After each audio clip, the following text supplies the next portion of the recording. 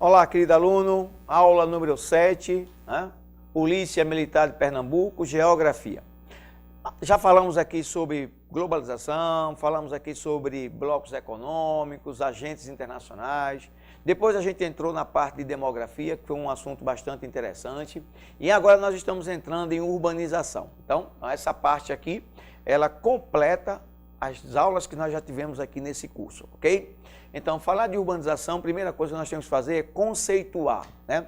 Urbanização, o que significa isso de maneira prática? A urbanização é o crescimento da população urbana, né? Obtido através da população rural que migra para lá. Então, se você tem o êxodo rural, onde a população se desloca por motivos que são desde a modernização da agricultura. Então, a agricultura se moderniza. E isso significa não mais necessária a mão de obra. A outra é a industrialização. Então, a indústria, como fator atrativo, e a agricultura moderna como fator repulsivo, formam esse fenômeno chamado de êxodo rural. Então, o êxodo rural, a partir dos anos 40 e com maior intensidade a partir dos anos 50 no Brasil, fez com que o Brasil saísse de 31% da população vivendo em ambientes urbanos para, no ano de 2010, segundo o censo, né? Segundo o IBGE, no ano de 2010, a população brasileira já era de 84% urbana. Então, sim, hoje posso dizer que o Brasil é um país urbano, exatamente em função de termos um percentual muito grande de população vivendo em ambientes urbanos. Isso pode ser visto através desse gráfico aqui. Essa é a população urbana. A população urbana cresce numa velocidade maior do que a população rural. Por quê? Porque a população rural veio para ela. Causas: modernização da indústria, e, evidentemente, né, no caso, as indústrias que estavam localizadas nas cidades, e também o campo cada vez mais tecnológico, com um grau maior de mecanização. Isso fez com que tivéssemos fatores repulsivos, a modernização do campo e a indústria, né, evidentemente, precisando de mão de obra, isso aí. Então, sim, pode confirmar lá, o Brasil é um país urbano. O problema é que essa enorme quantidade de pessoas que vieram para as cidades, de preferência, elas escolheram grandes cidades, que são chamadas de metrópoles. Então, é característica da urbanização brasileira a sua metropolização. O que significa isso? Além de optar em vir para uma cidade, de preferência que essa cidade fosse grande. Então, foi isso que aconteceu, pessoal. Então, não tem como lá na hora você se enrolar com isso. O Brasil tem uma população hoje, de forma majoritária, vivendo em ambientes urbanos. Essa população urbana se faz dessa forma em função exatamente dessa migração gigantesca que aconteceu nos últimos 60 anos do século XX. Isso significa que a urbanização brasileira ela é um fenômeno recente. Existem países que a sua urbanização foi mais lenta e, evidentemente, mais antiga. No caso do Brasil, foi uma urbanização muito rápida, ou seja, a população brasileira tem pouco mais de 70 anos vivendo em cidades. Então, as cidades brasileiras elas têm grande quantidade de problemas que nós vamos ver no final desse trabalho, onde nós vamos ver a pobreza, a violência, o desemprego, etc., como fruto de uma cidade que, na verdade, ela inchou, né? De que ela não cresceu. Na verdade, a população brasileira vive hoje em cidades que são exatamente isso que eu estou explicando. São cidades que tiveram uma enorme quantidade de pessoas que chegaram a ela, mas sem as características de uma pessoa urbana. Ou seja, a cidade ela pede determinadas circunstâncias que geralmente as pessoas rurais não podem responder, né? Então, por exemplo, a questão triste, mas infelizmente ocorre, a questão do sotaque, a pessoa como vai falar numa recepção de prédio, isso de repente não pode combinar numa recepção de loja, numa recepção de shopping. Então, esses fatores estruturais, né, que são desde a maneira como a pessoa se veste, a escolaridade dela, isso combinou de forma negativa. Infelizmente, né, isso ainda acontece nas grandes cidades brasileiras, né, essa forma de selecionar através de critérios que não somente deveriam ser os técnicos. Na minha opinião, deveria ser somente o critério técnico, mas ultrapassa isso, infelizmente. Então, você tem aí um quadro que não é uma coisa muito boa, né, a gente tratar desse fato em relação à urbanização brasileira no que diz respeito às suas consequências. Então, o que é que a gente vai ver aqui agora? Nós vamos ver aqui agora como é que essas cidades, elas exatamente têm suas características básicas. Primeira coisa que eu vou fazer com vocês aqui é discutir o que é uma cidade. Então, a gente não vai a parte alguma se a gente sequer não sabe o que é uma cidade. Então, no Brasil, cidade é sede de município. Então, para entender isso, a gente precisa fazer aqui uma viagem. Em que? Nós vamos fazer uma viagem na divisão, vou escrever aqui para vocês, a divisão política administrativa do Brasil. A nossa divisão, ela é muito fácil. Nós temos estados, municípios, cidades, distritos e vilas, cada um na sua. Então, o Brasil tem 27 estados. Nós temos 26 estados, mas o Distrito Federal, ele é entendido, ele tem o status de estado. Nós temos 5.564 municípios. Cidades, nós temos 5.564 cidades. Por quê? Porque toda a cidade, ela é, segundo o IBGE, sede de município. Então, a gente tem aqui a sede do município, caracterizada como a cidade. Vamos dar um exemplo aqui bem fácil para vocês. Eu tenho ali um município imaginário, que eu vou chamar ele de A. Dentro desse município, você vai ter uma cidade. A cidade se manifesta por ter atividades secundárias e terciárias. Setor secundário, a indústria. Setor terciário, comércio e serviços. Então, toda cidade, ela é por si só uma sede de município. Então, o município A tem uma cidade dentro dele chamado de A. Mas não é a única unidade administrativa do município, não. Então, aqui eu tenho um distrito, que eu vou chamar ele de 1, esse de 2 e esse de 3. Distrito 1 terá uma vila, Distrito 2 terá uma vila e o Distrito 3 terá uma vila. Então, o que é a vila? Vamos aqui para baixo. A vila nada mais é do que a sede do distrito. Então, se você tem um município, todo município tem uma cidade, que passa a ser, portanto, a sua sede. E todo distrito, ele tem ali uma pequena aglomeração, que geralmente assume também a liderança daquele lugar. Então, eu costumo geralmente falar em que caso?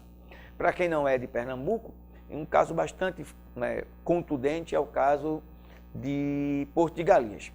Porto de Galinhas, para quem não sabe, é um distrito de um município chamado Ipujuca. Ou seja, lá tem uma vila, né, uma vila antigamente de pescadores, na beira do mar, e aquela vila, ela começou a ter uma importância muito grande nacionalmente por sua beleza natural. O resultado é que esta vila, ela é, portanto, mais conhecida que o próprio município de Ipujuca. Então, se alguém disser que foi numa praia belíssima em Ipujuca, em Pernambuco, provavelmente essa pessoa não vai ser entendida. Mas se essa pessoa disser que veio a Pernambuco a uma praia maravilhosa chamada Porto de Galinhas, provavelmente as pessoas vão entender dessa forma. Só que Porto de Galinhas não tem prefeito, especificamente. Quem manda lá é o prefeito de Ipujuca.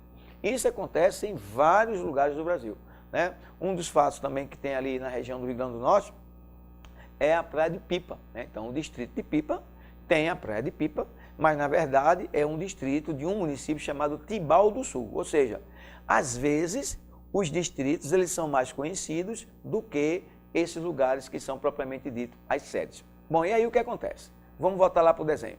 De repente, aquele distrito que é 2, ele tem uma vila ali que é muito famosa e que é mais importante no cenário nacional do que A. Se essa vila e esse distrito 2 começar então a ter uma relevância muito grande na economia, geralmente ele vai pedir a sua emancipação. A emancipação vai gerar um novo município brasileiro, entenderam? Então, um município é uma unidade administrativa inserida dentro dos estados. Dentro dos municípios você encontra uma cidade e também vários distritos, se for o caso. E cada distrito terá sua respectiva sede. Essa é a divisão administrativa, pessoal, do Brasil. Não é assim que acontece em outros lugares do mundo, não é assim. Então, existem outras formas de dividir o espaço. Na Argentina, os estados eles são chamados de províncias. Lá na França, os estados eles são chamados de departamentos. Depende. Aqui no Brasil, a divisão brasileira é essa que você acabou de aprender agora. Então, por que eu estou explicando isso? Porque para a gente entender de urbanização, a gente tem que entender pelo menos o que é uma cidade. Então, já sabe, cidade no Brasil é tratada a partir de um critério político-administrativo. Não é um critério demográfico. Ou seja, existem determinados distritos no Brasil que eles têm uma população até maior do que municípios, mas eles são comandados por um prefeito de um determinado município. Tem município no Brasil, com certeza, que ele tem uma população menor do que muitos distritos aí espalhados pelo país. E o que é que falta para esses distritos passarem a ter a sua autonomia? Bom, aí são decisões políticas, evidentemente, importantes, que têm que ser tratados, principalmente porque isso tem custo. Na hora que um município ele surge no país, você tem custo fixo. Você tem a limpeza para fazer dele, você tem a educação, você tem a saúde desse lugar, você tem a guarda municipal, se for o caso. Então, você tem uma estrutura fixa que, evidentemente, precisa de dinheiro. Então, atualmente, hoje, aproximadamente 10% dos municípios brasileiros, eles não têm esse dinheiro. Né? Ou seja, dos 5.500 municípios brasileiros, 5.000 praticamente dependem de verbas repassadas do governo federal. Então, isso confirma a necessidade, né, de uma responsabilidade muito grande de se criar novos municípios no Brasil, evitando, na verdade, que a gente tenha pequenos municípios sem autonomia, com estrutura muito ruim, sem condições nenhuma de investimento, e é isso que acontece, tá bom? Então, a gente já sabe, quando se trata de cidade, o que significa isso aqui em nosso país. Outra coisa também que você precisa saber em relação à população, no caso em relação à urbanização, é que essas cidades elas têm o que é chamado de origem. Bom, então vamos conversar sobre isso. As cidades, elas têm o que é conhecido como origem. Então, elas podem surgir de duas maneiras. As cidades são surgidas a partir da espontaneidade, né? A origem delas está associada geralmente a alguma coisa já pré-existente. Ou seja, pode ser um porto, pode ser uma indústria, pode ser uma feira, pode ser um colégio, pode ser um forte, pode ser uma fazenda, enfim, pessoal, tá bom. Existem centenas de casos que fazem com que uma cidade exista. Então, existe uma cidade que ela é resultado de alguma coisa que já existia lá. Então, isso é muito comum. A maioria das cidades brasileiras, se ele perguntar lá, você já sabe. A maioria das cidades brasileiras, elas evoluíram a partir de alguma coisa que já existia lá. No caso do Recife, foi o porto, né? Então, o Recife é uma cidade que surgiu a partir de um porto, evidentemente, por condições naturais ali da calma das águas, fazia com que houvesse condições desses barcos aportarem aqui e terem condições. São Paulo, que é a maior cidade do Brasil, ela surgiu a partir de um colégio, né? A cidade de Fortaleza surgiu a partir de uma fortaleza. A cidade de Ouro Preto, a partir de um arraial de mineração. Enfim, você vai ter cidades que vão surgir a partir de diversos assuntos que você, evidentemente, pode ser cobrado. Então, já sabe, a maioria das cidades brasileiras, elas têm origem evoluindo a partir de um aglomerado, que lá estava por motivos que não era propriamente dita a cidade. Como eu falei, motivos variados levaram a isso. Mas, às vezes, você tem uma cidade que surge de maneira artificial. Bom, então a cidade artificial é aquela que ela vai surgir a partir de alguma coisa já pensada, planejada, né? Aí você vai ter o quê? Um exemplo mais famoso é a cidade de Brasília. A cidade de Brasília é, com certeza, a cidade que tem a maior expressividade nesse conceito. Mas ela não é a única, pessoal. Existem outras cidades no Brasil que também foram planejadas. A capital do Sergipe, né, que é Aracaju, a capital mineira, que é Belo Horizonte, Goiânia, em Goiás, Teresina, no Piauí, a mais famosa é Brasília, que foi construída em 1960, né? A inauguração dela em 1960, uma cidade nova, mas que já é classificada como patrimônio mundial. Então, lá vai. Típico exemplo de pergunta de concurso, de que as cidades planejadas ou artificiais, elas são cidades em maioria no Brasil. Falso, não marque. Na verdade, não são maioria, apesar de termos aqui no nosso país alguns exemplos dessas cidades, mas elas não podem ser classificadas como maioria. Você não vai errar essa, evidentemente. Então, quanto à origem, o que é que as cidades são? Elas são naturais, quando elas surgem a partir de uma situação pré-estabelecida. Já havia alguma coisa ali que motivou a população a chegar. A outra é uma cidade desenhada, geralmente por um especialista da área, um urbanista, um arquiteto, um engenheiro. Aqui no Brasil, a cidade mais importante do nosso país, nesse caso de planejamento, foi Brasília, né, com Oscar Niemeyer à frente. Então, já sabe que sim, nós brasileiros temos, evidentemente, esses casos aí de cidades que são classificadas como planejadas, tá bom? Então, a gente vai voltar aqui para ver outras tendências, outras características das cidades.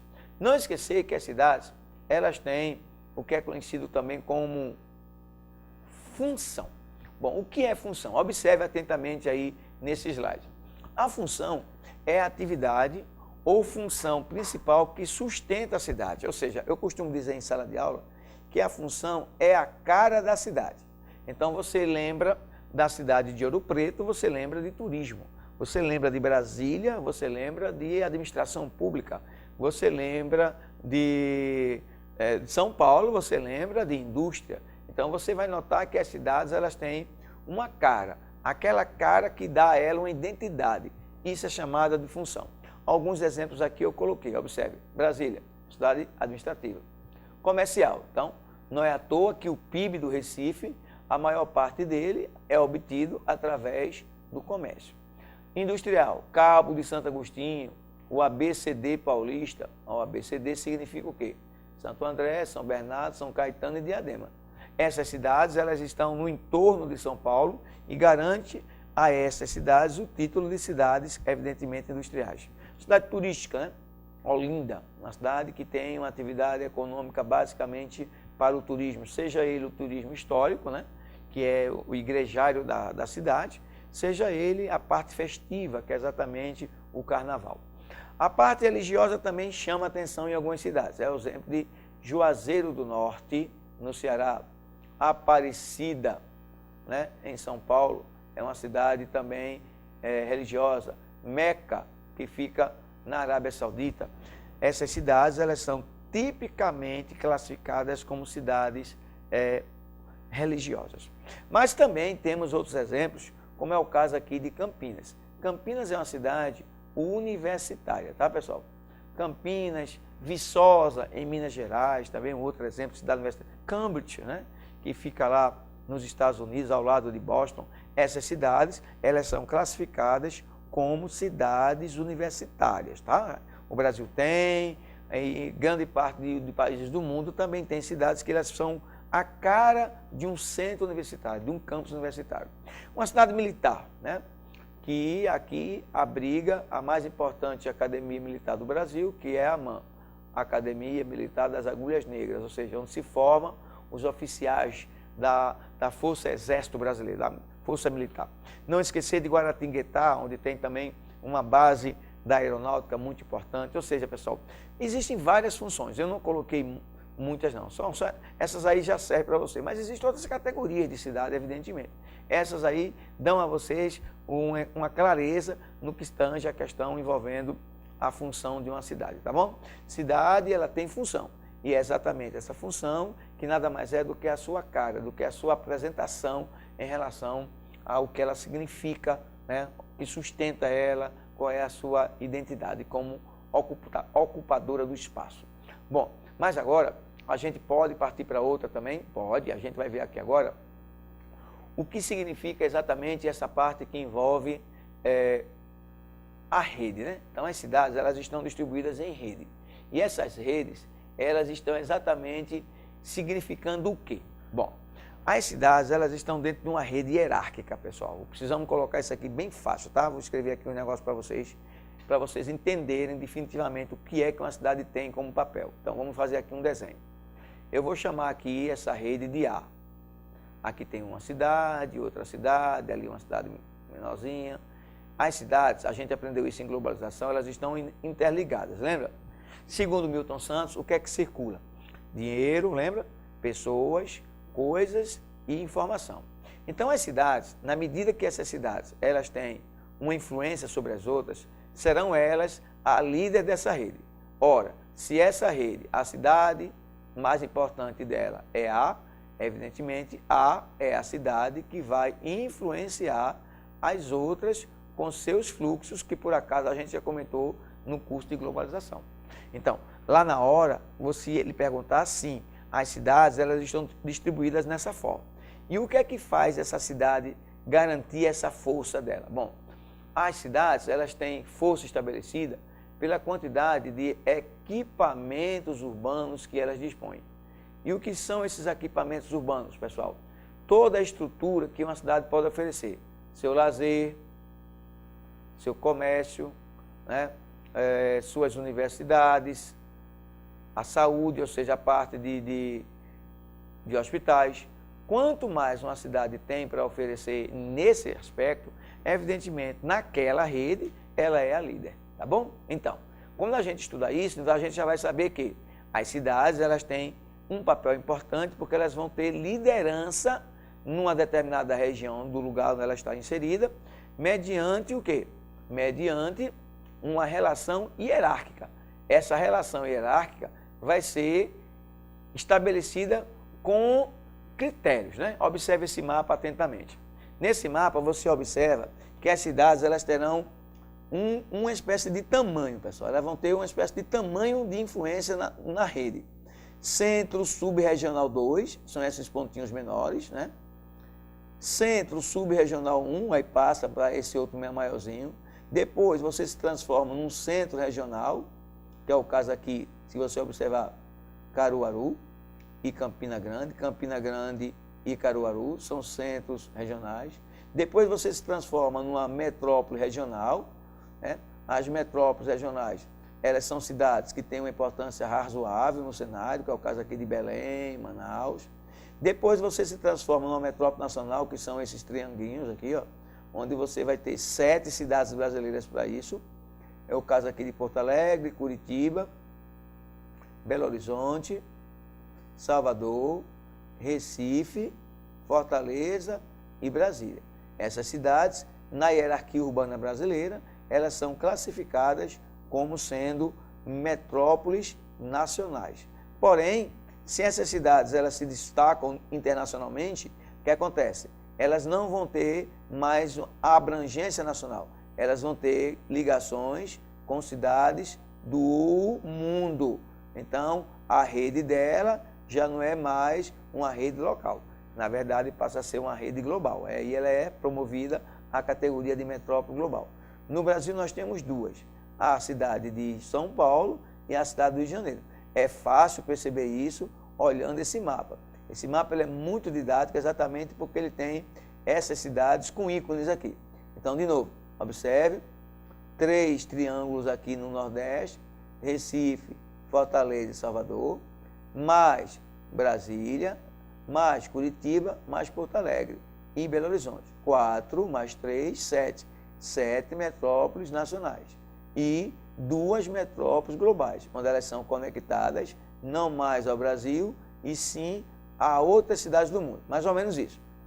Se você quiser fazer uma viagem Recife-Tóquio, esse voo não existe. Você tem que fazer uma viagem Recife-São Paulo, acredito que para o Rio também, e daqui você vai para Tóquio. Ou seja, enquanto Recife não é uma cidade conectada ao mundo de forma abrangente, você não pode classificar ela como uma cidade global. Então, o que é que a gente aprendeu? A gente aprendeu aqui nesse momento de que as cidades elas têm hierarquia. Lembra disso que eu falei? E essa hierarquia será medida a partir da quantidade de equipamentos urbanos que essa cidade tem. E o que são esses equipamentos urbanos? todas as estruturas que uma cidade detém, que são seus hospitais, suas escolas, suas universidades, garantindo um poder de atração muito grande daquela cidade em função disso.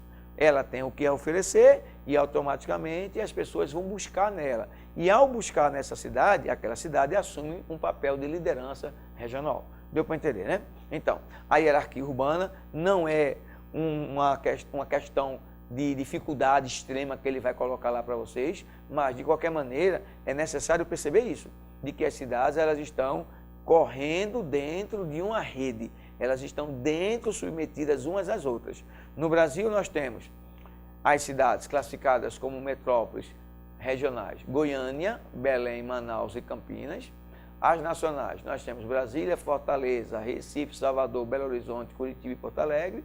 E como eu falei anteriormente, duas cidades que são conectadas ao mundo, que no caso São Paulo e Rio de Janeiro. Então, eu tenho certeza que este aluno aqui, né, quando cobrado, ele vai ter condições de responder essas situações que nós estamos aqui tratando agora. Então, não confundir hierarquia urbana com função. É muito comum o aluno também pensar que função urbana é a mesma coisa que hierarquia. Negativo. A função é o destaque que cada cidade tem, enquanto que a hierarquia é o papel dela dentro de uma rede. Ou ela obedece, né, às regras do jogo, da circulação do espaço, ou ela manda. Então, ou ela comanda, ou ela obedece. Ou então, às vezes, ela está intermediária.